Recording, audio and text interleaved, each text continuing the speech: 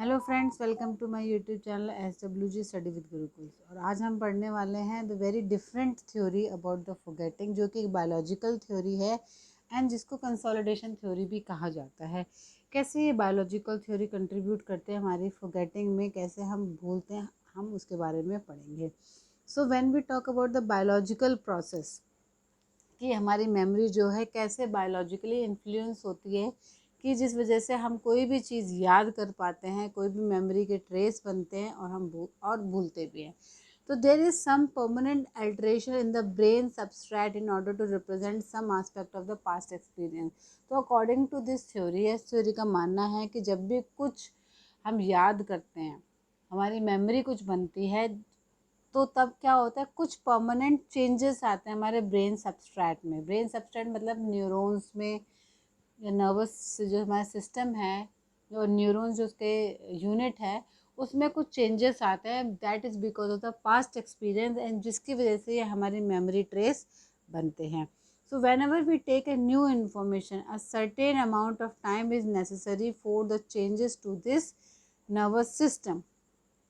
तो इनका कहना है कि जब भी हम कुछ चीज़, कोई न्यू इन्फॉर्मेशन लेते हैं और उसको याद रखते हैं, तो एक टाइम पीरियड चाहिए होता है जो कि हमारे जो ब्रेन में, हमारे नर्वस सिस्टम में ये चेंज लाए, ताकि हमें वो चीज़ याद रहे। तो उस प्रोसेस को क्या कहा जाता है, consolidation process. So that it is properly recorded, ताकि इसकी प्रॉपर रिकॉर्डिंग हो पाए हमारे ब्रेन में। ये कहती है consolidation theory. And during this period the information moves from the short term memory to the most permanent long term memory. And इसी टाइम पीरियड में जो कंसोलिडेशन का जो फेज़ होता है, जो प्रोसेस होता है, इसी प्रोसेस में जो मेमोरी बनती है हमारी, और जो न्यू इन्फॉर्मेशन जो है हमारी शॉर्ट टर्म मेमोरी से लॉन्ग टर्म मेमोरी में जाती है, लॉन्ग टर्म बॉक्स में चली जाती है। तो कहने का तात्पर्य ये है कि एक टाइम पीरियड चाहिए होता है कंसोलिडेशन के लिए। कंसोलिडेशन मतलब मेमोरी बनने के लिए, एंड मेमोरी बनने के लिए जो टाइम पीरियड है, उस टाइम पीरियड की अनिवार्यता की वजह से ही कोई भी इंफॉर्मेशन जो है शॉर्ट टर्म मेमोरी से लॉन्ग टर्म मेमोरी में जाती है। नाउ, क्या रोल है हमारा न्यूरॉन्स का और मेमोरी का? जैसे कि मैं बता रही थी कि न्यूरॉन्स में चेंज आते हैं, हमारे नर्वस सिस्टम में चेंज आते हैं, इसीलिए इसको बायोलॉजिकल थ्योरी कहा जाता है।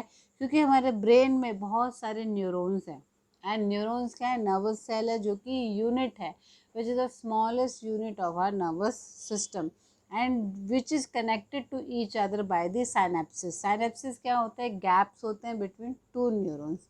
मैं अभी थोड़ा ड्रॉ करके भी बताऊंगी आपको। तो साइनेप्सिस जहाँ होते हैं, वहाँ पे क्या होता है, केमिकल्स होते हैं which connect from one person to another person, जो कि इंफॉर्मेशन देते हैं एंड इंटरेक्ट करते हैं एट द साइनेप्सिस। एक न्यूरॉन जो है दूसरे न्यूरॉन से साइनेप्सिस के थ्रू इंटरेक्ट करता है। एंड जो साइनेप्सिस में क्या होता है, न्यूरोट्रांसमीटर्स रिलीज होते हैं। एक जो न्यूरॉन है वो न्यूरोट्रांसमीटर सिक्रेट करता है, ताकि वो दूसरे न्यूरोट्रांसमीटर को सिग्नल कर सके। तो बेसिकली ये टू प्रोसेस करते हैं, अब इनहिबिशन का एंड स्टिमुलेशन का, which can be use on the basis for the storing information. Inhibition मतलब किसी चीज़ का बंद हो जाना, स्टिमुलेशन मतलब किसी चीज़ का शुरू हो जाना, स्टिमुलेट हो जाना। तो ये दोनों ही प्रोसेस जो है, इनहिबिशन और स्टिमुलेशन, कहाँ होते हैं, साइनेप्सिस में होते हैं। And this process of modifying the neurons in order to form new permanent memory is called the consolidation.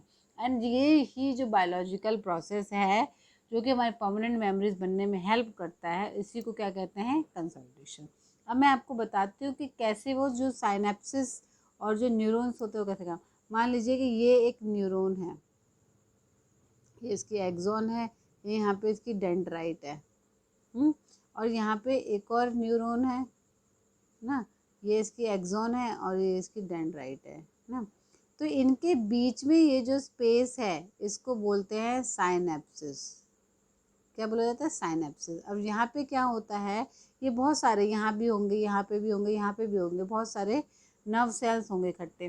तो ये कैसे इंटरेक्ट करेंगे, ये इसके जो डेंड्राइट्स हैं, इसके थ्रू जो है न्यूरोट्रांसमीटर सिक्रेट होता है, एंड वो जब यहाँ पहुँचता है तो उसको सिग्नल करते हैं। तो ये ही जो प्रोसेस है किसी भी प्रोसेस को स्टिमुलेट करते हैं या इनहिबिशन करते हैं, तो इस तरीके से एक न्यूरॉन जो है दूसरे न्यूरॉन से इंटरेक्ट करता है और इस तरीके से चेंजेस होते हैं एंड हमारी लॉन्ग टर्म मेमोरी बनती है through the process of the consolidation.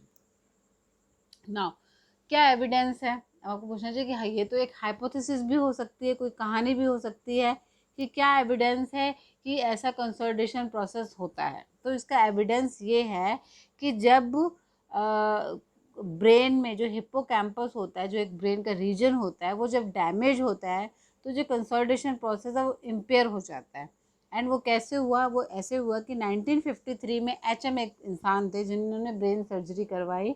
किस लिए? क्योंकि वो एपिलेप्सी का ट्रीटमेंट करवाना चाहते थे जिससे वो बहुत परेशान थे। तो ऐसा ये हुआ कि उन्होंने सर्जरी तो करवाई, उनका एपिलेप्सी भी ठीक हो गया, but it destroyed their hippocampus.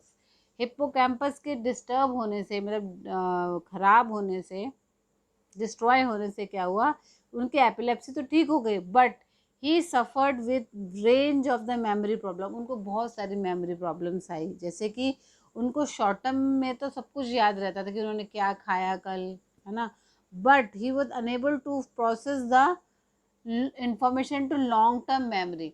मतलब कोई भी नई इन्फॉर्मेशन को उनको लॉन्ग टर्म में ले जाने के लिए, याद करने के लिए उनको बड़ी मशक्क़त करनी पड़ी, उनको कभी कभी होता ही नहीं था। तो बेसिकली क्या हुआ, उनकी मेन प्रॉब्लम ये हुई कि there is an inability to remember and learn the new things. मतलब उनकी मेमोरी बनना बंद हो गई, कुछ वो नया याद करने की कोशिश करते थे जो लॉन्ग टर्म मेमोरी में जाए वो नहीं कर पाते थे।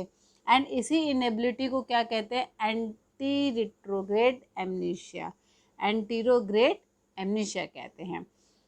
हमारा जो यहाँ पे इसको समझने का तात्पर्य ये है, हमारा एरिया ऑफ इंटरेस्ट ये है कि जब सर्जरी हुई थी उससे पहले के सारे इवेंट्स उनको याद थे।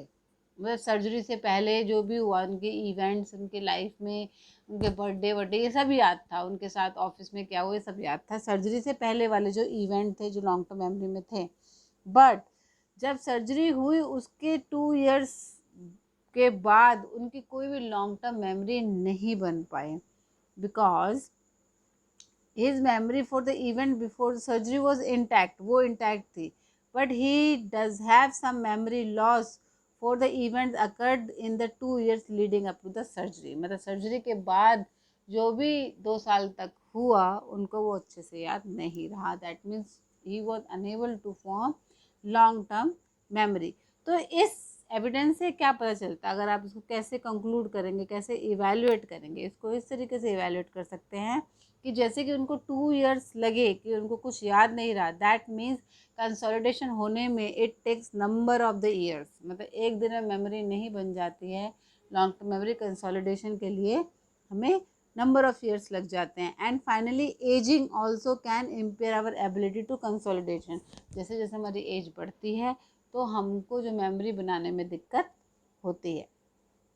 अभी भी इस पे रिसर्च चल रही है, शोध चल रही है कि आखिर कैसे ये जो कंसोलिडेशन है न्यूरॉन्स में क्या आखिर चेंज लेके आता है ग्रास रूट लेवल पे, कि ये जो न्यू मेमोरीज बनती है। ये भी फुली एक्सप्लेन नहीं हो पाई है, इस पर अभी भी रिसर्च चल रही है, बट ये कहना गलत नहीं होगा कि अगर इन पे प्रॉपर इन्वेस्टिगेशन की जाए और एग्जैक्ट रोल ऑफ न्यूरॉन्स और ट्रांसमीटर्स का पता चल जाए तो it will give us a new insight into the memory and forgetting। तो friend this was about the biological theory, जो कि कंसोलिडेशन थ्योरी, जो कि अभी भी रिसर्च में है। इसके बारे में मैंने आज डिस्कस किया। आई होप आपको एक अच्छी इंसाइट मिली होगी कि क्या है बायोलॉजिकल थ्योरी, और आपको समझ में भी आई होगी। और अगर आपको ये वीडियो अच्छी लगी है तो प्लीज़ को शेयर एंड सब्सक्राइब करिए। मुझे कमेंट बॉक्स में आप कमेंट करके बता सकते हैं कि आपको वीडियो कैसी लगी है। एंड अगर आप किसी और टॉपिक पे वीडियो चाहते हैं तो प्लीज़ कमेंट बॉक्स में ड्रॉप करना ना भूलिए। I will love to make videos on that. Thank you.